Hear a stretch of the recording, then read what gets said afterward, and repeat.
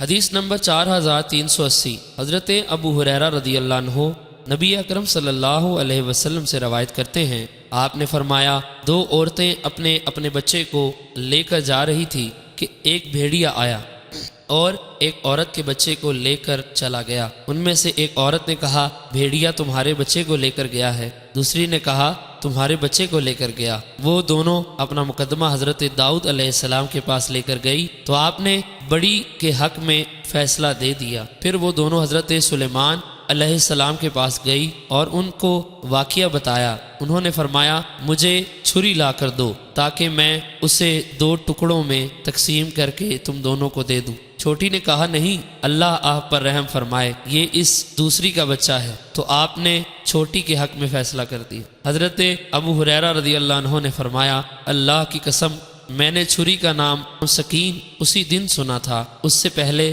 ہم اسے مدیہ کہتے تھے۔ حدیث نمبر 4381 امام مسلم نے اس حدیث کی 2 سندیں مزید بیان کی ہیں اور فرمایا کہ ان سندوں سے بھی یہ حدیث مروی ہے۔